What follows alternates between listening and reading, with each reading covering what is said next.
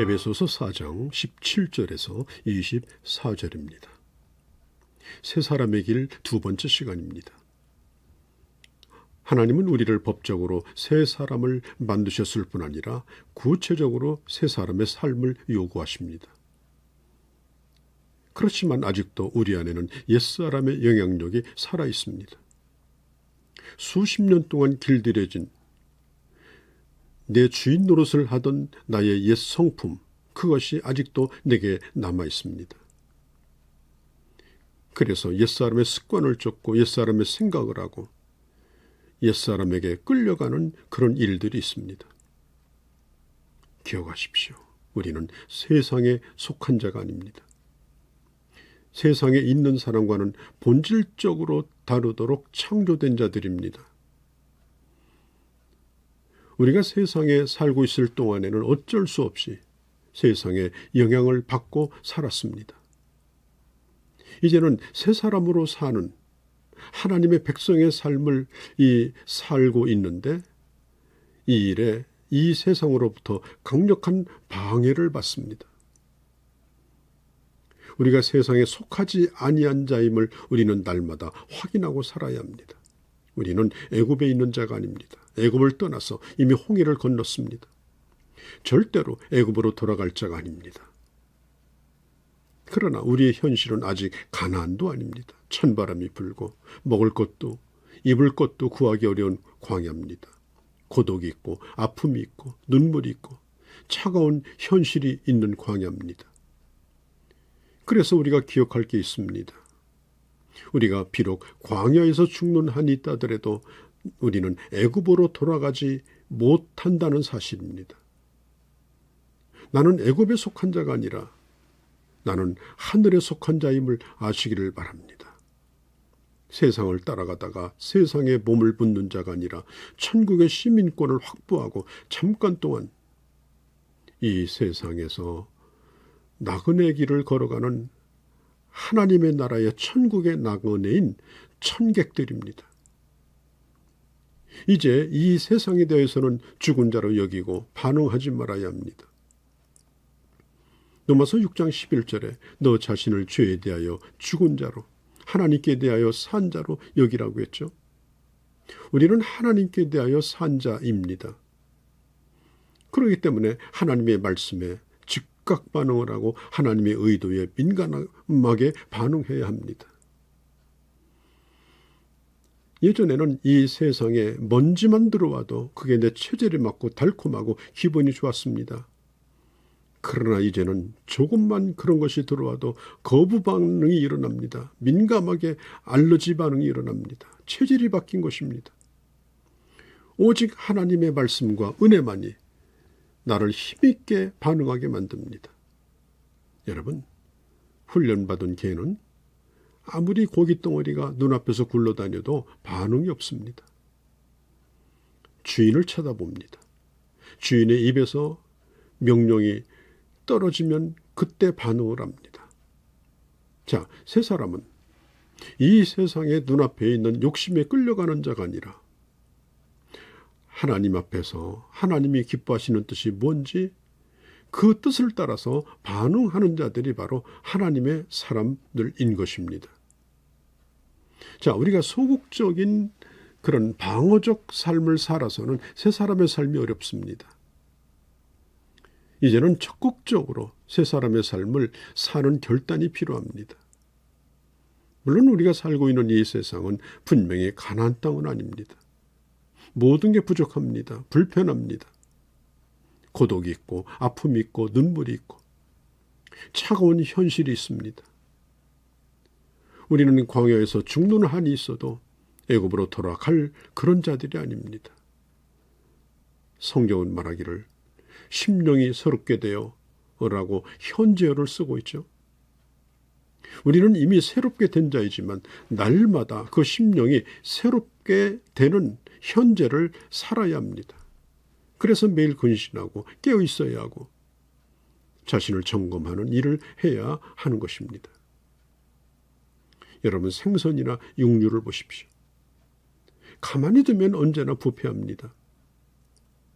그리고 부패하면 냄새가 나고 벌레가 생기고 전혀 쓸모없습니다. 우리는 그런 걸 뭐라고 말합니까? 맛이 같다고 말합니다. 신선미가 떨어집니다. 여러분, 맛이 간 그리고 신선미가 떨어지는 그런 구태의연한 신자가 되지 않기를 바랍니다. 성령 안에서 날마다 우리 스스로를 새롭게 하며 그리고 우리의 속사람이 날마다 성숙해 나가는 그런 하나님의 사람들이 되어 주시기를 바랍니다. 우리는 특별히 우리 자신을 너무 과신해서는 안 됩니다. 하나님을 의지하셔야 됩니다. 하나님의 손에 붙들려져야 됩니다. 하나님의 말씀을 따라가야 됩니다.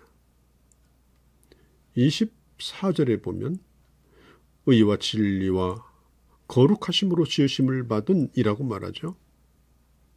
자, 우리는 하나님의 형상을 따라 지음을 받은 존재입니다.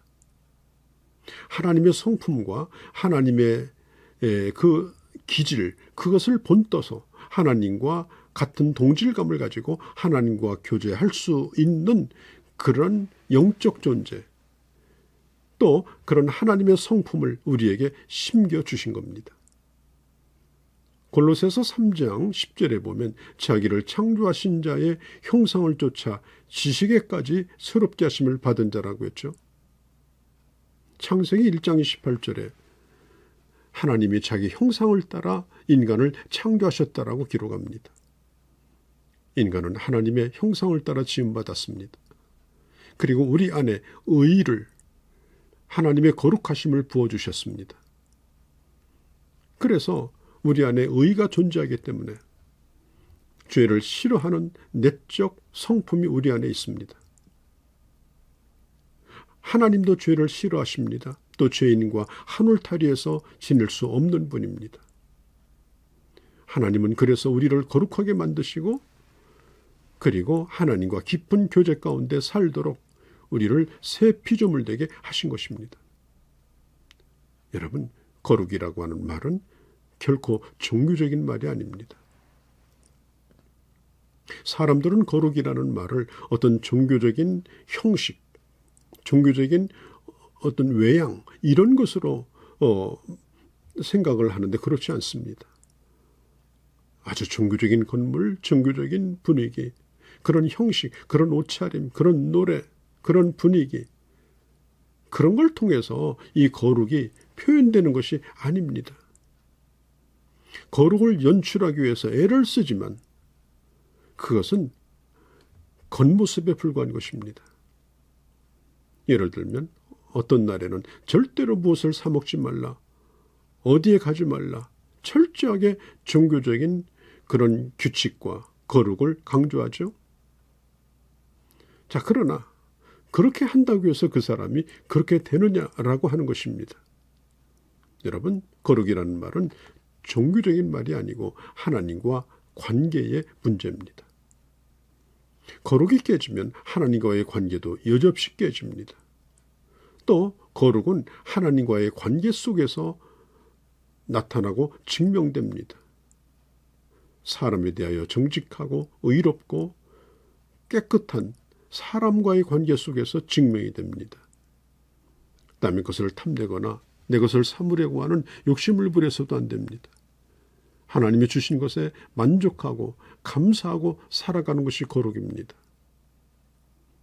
거룩이라고 하는 것은 하나님이 인간을 지을 때 주셨던 그 영적인 성품을 회복하는 것입니다. 우리가 새 옷을 입었다고 해서 늘 깨끗한 건 아니죠.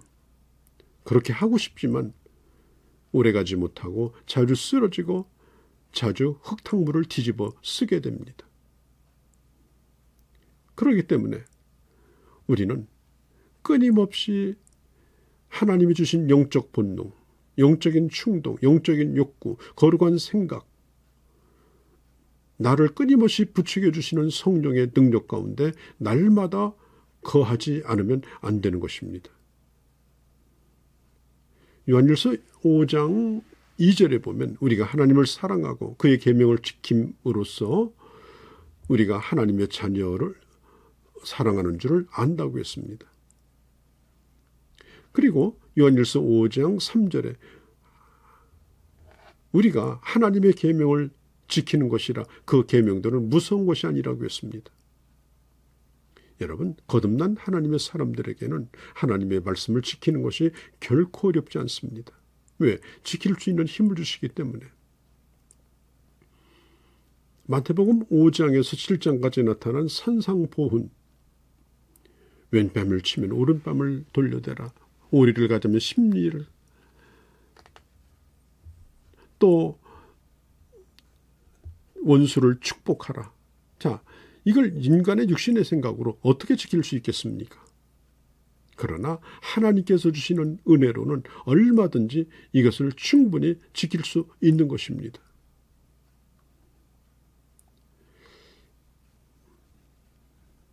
오늘도 하나님께서 우리에게 새 사람의 욕구를 주셨습니다. 그리고 새 사람의 모습으로 점점 회복되기를 원하십니다. 이런 은혜가 날마다 여러분들 가운데 더하시기를 바랍니다.